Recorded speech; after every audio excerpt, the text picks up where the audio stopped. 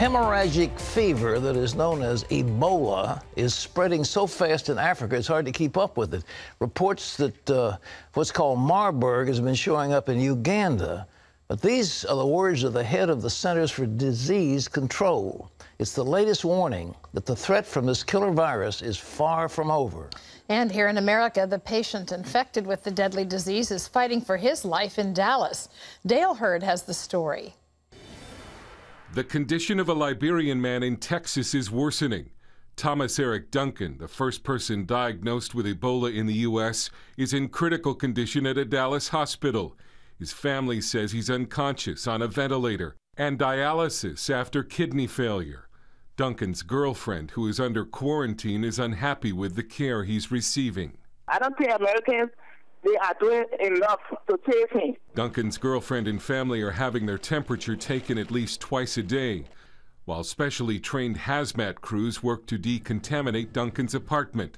Neighbors are worried. Being here actually scares me.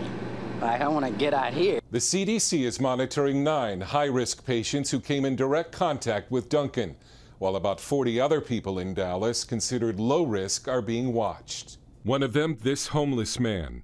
Also today, a freelance cameraman for NBC News who was infected with the virus while in Liberia is expected to arrive in Nebraska for treatment. Although experts say Ebola is not airborne and can only spread through contact with bodily fluids, U.S. health officials are leaving nothing to chance. CDC workers have been traveling across the country responding to possible cases of Ebola. Our top priority is the safety of Americans. I remain quite confident we will not have a widespread outbreak. And Operation Blessing is responding to the situation in Africa by sending American aid workers, multiple chlorine generators, and a shipping container full of critically needed hospital supplies to Liberia.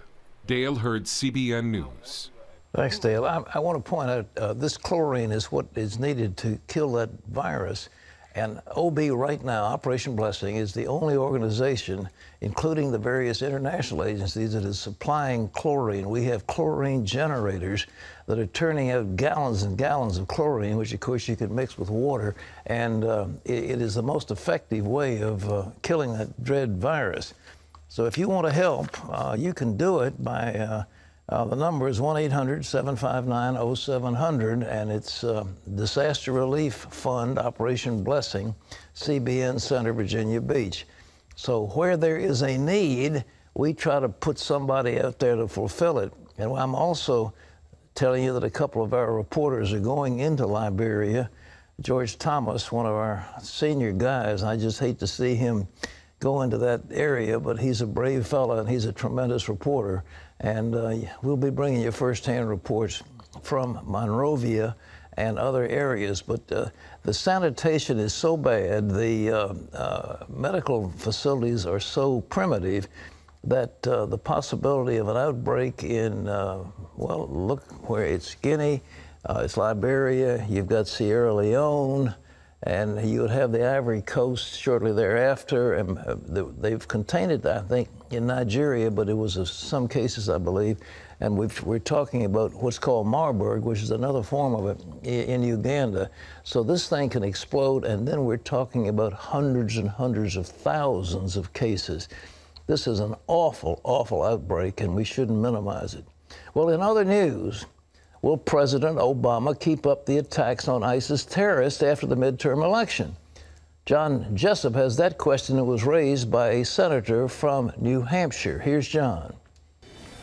That's right, Pat. Republican Senator Kelly Ayotte says she's worried President Obama may not finish what he started in the fight against ISIS. On Fox News Sunday, she said she fears the president will turn his attention away from the Islamic State threat once the midterm elections are over. And I think what we have here, Chris, is a problem where the president's foreign policy is being trapped by his campaign rhetoric. And I'm very fearful that as we look at the current military strategy, that it is surrounding the November elections and that he won't have the resolve to follow through with what needs to be done in a sustained effort to destroy ISIS. And we are about to repeat the same thing with regard to Afghanistan, which Secretary Panetta also mentions in his book as well. Former Obama Defense Secretary Leon Panetta wrote that he publicly advocated for training and security for Iraq's military and stressed the country's stability was not only in Iraq's interests, but for America's as well. Pat? You know, John, I've been thinking about this, and I'm sure others have, and the American people do not want the so-called boots on the ground. But like it or not, we've got to do it. And the quicker we can deal with this bunch, the better it'll be. They're a ragtag group, but they're making a state, and they've got so much money coming in from oil and from smuggling and from human trafficking and who knows what else they're doing.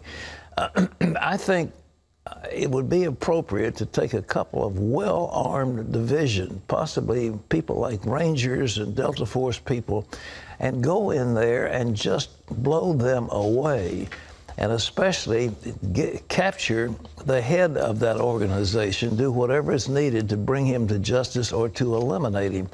But these are brutal killers, and the longer they stay around, the more deadly they become. They're threatening Baghdad. They're moving across into the possibility of Turkey. They want to expand their influence, and the name, the ISIL thing, the L comes from Levant, which means that entire crescent in the Middle East they want to be controlled, and then from there that's the caliphate, and then they want the rest of the world. And if we leave them alone, they will metastasize, and it will be deadly, and before long they'll be blowing up buildings here in America and threatening the Capitol itself. We can't leave them alone, and they need to be destroyed, and we can't play with them. We're playing with them now. And that's not enough. They're spreading out, so those airstrikes are like pinpricks. We're not hurting them.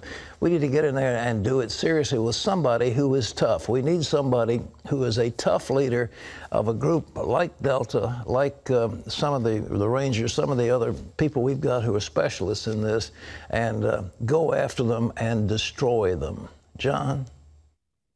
Pat, the head of the FBI says the Khorasan group may be planning a terrorist attack against the U.S. The Obama administration claimed it disrupted a major plot against U.S. airliners when it destroyed the group's headquarters in Syria. But FBI Director Jim Comey told 60 Minutes the terrorists may still be planning to strike America. Khorasan was working and may still be working on an effort to attack the United States or our allies, and looking to do it very, very soon. I can't sit here and tell you whether it's their plan is tomorrow or 3 weeks or 3 months from now. Given our visibility, we know they're serious people bent on destruction, and so we have to act as if it's coming tomorrow. The Khorasan group is part of al-Nusra, which is a Syrian offshoot of al-Qaeda. Al-Nusra is known for its bomb-making capabilities and trying to hit international targets. Hundreds of people met in Jerusalem Sunday, joined by millions around the world to pray for the peace of Jerusalem. The 13th annual day of prayer brought both Jews and Christians together to pray in what has grown into a worldwide event. God TV broadcasts the prayer meeting internationally. We're here today because Jerusalem is really a city like no other. And people often don't understand that what happens in and around this city impacts the nations of the world.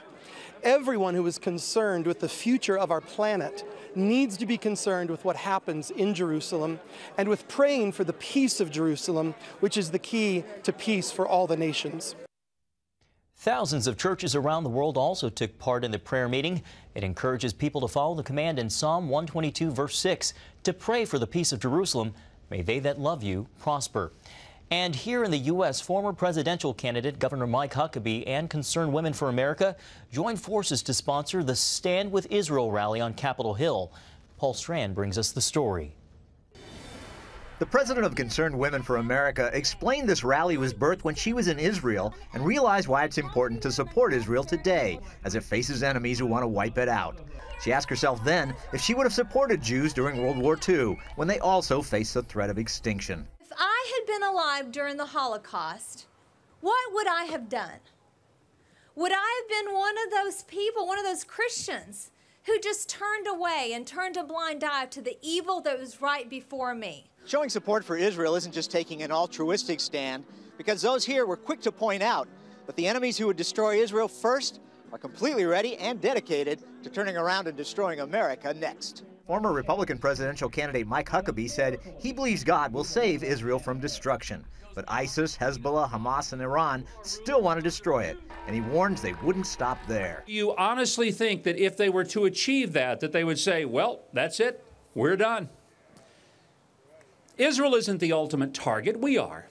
CBN's terrorism analyst Eric Stakelbeck agreed, pointing out that Iran will have intercontinental ballistic missiles by 2015, and it could use those missiles to target America. Israel is the little Satan, a bump on the road to the great Satan.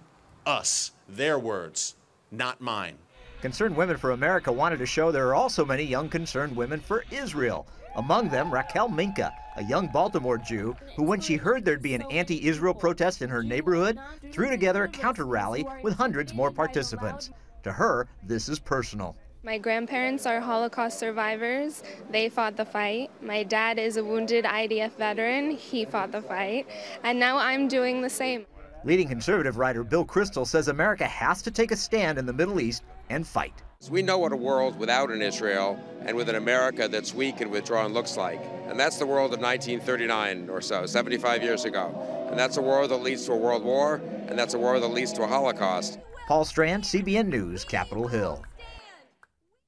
Middle-income and poor people give more of their income to charity, and states with a higher percentage of churchgoers top the rankings. Those are some of the findings from the latest report from Chronicle of Philanthropy. The Chronicle analyzed IRS data and found poor and middle-income Americans have increased their charitable giving, while the wealthiest give a smaller share.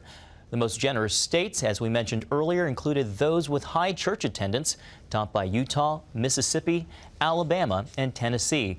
And Pat, it sounds like those people know a little something about cheerful givers. They sure do, and that's where it's going to be. What did Margaret Thatcher said? Socialism will stop when there's nobody's other people's money that you can take to spend. Socialists don't give out of themselves. They want to take it from you and give it away, and they say they're compassionate. The people who really care are those that dip into their own pockets and give out of their own money instead of trying to take it from somebody else. And that's the true mark of generosity, and the people who love the Lord are the ones who are the most generous. Will they or won't they? That's the question as observers of the Supreme Court wonder if it will take up the contentious issue of same-sex marriage in the new term that starts today.